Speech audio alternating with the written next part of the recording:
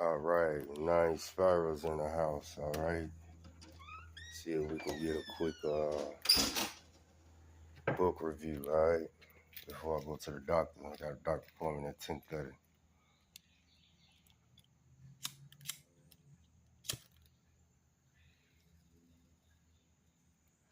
And no, I'm not smoking weed. It's Indian tobacco.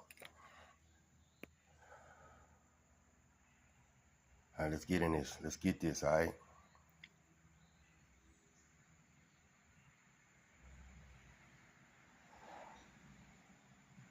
All right. Well, anyway, this is when the Mississippi ran backwards. All right. So we're just going to get some just some enlightenment on what was going on back then. I think it's very profound. It popped off very, very profound, all right? And it leaves you clues and droplets and stuff like that.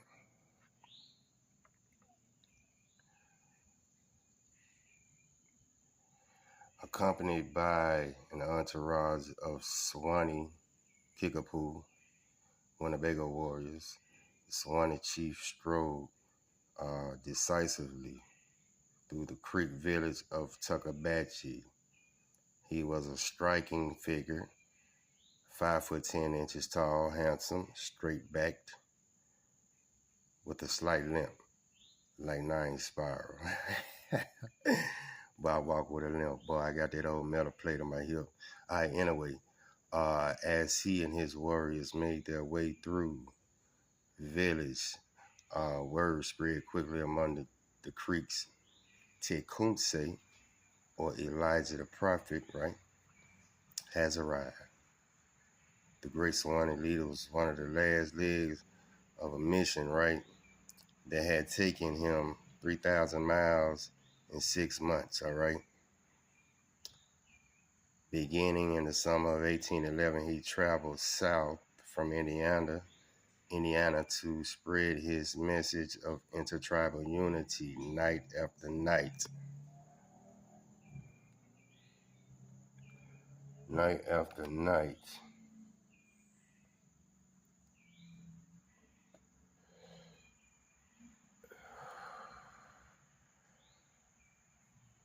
Powerful orator still. But look, this is what I wanted to get right here. Let's get this. Let's get this right.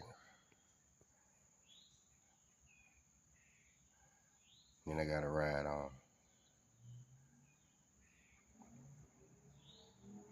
Let's get that. I'll tell you what, let's get this. Let's get this. 20 years earlier, a decade and a half after the United States declared its independence from Great Britain, uh, the new nation, and I'm reading this on my phone, right? Nation was already bursting at the seams. You see that? Trying to steal land.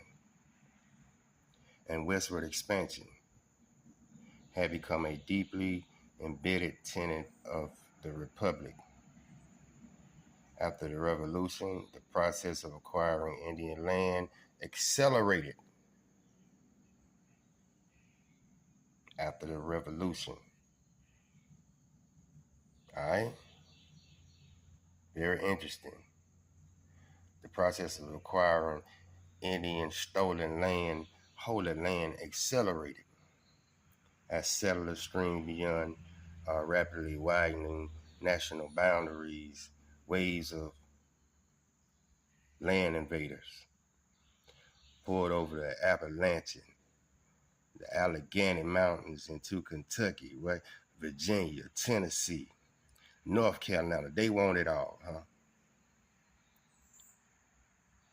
Even the Great Lakes area, Wisconsin, Michigan, Indiana, Illinois, Ohio.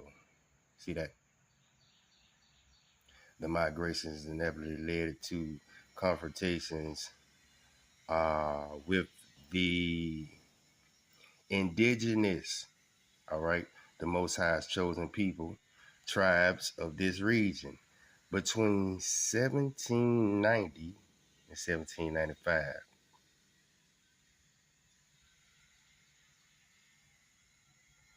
Native resistance escalated on the frontier. a fluid boundary that in the late 18th and 19th, late 18th and early 19th centuries included the Ohio and Mississippi valleys, the future states of Georgia,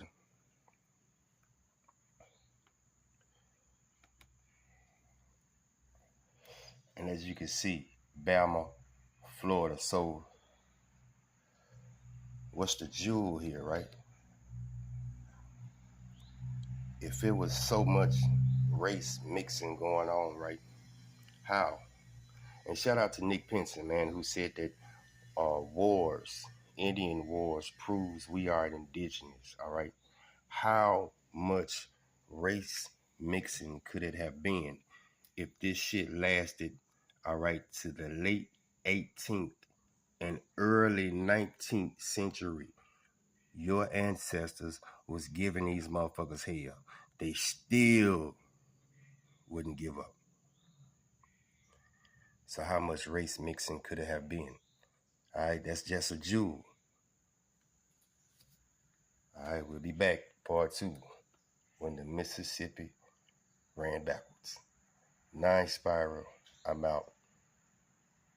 Have a good pre-Shabbat.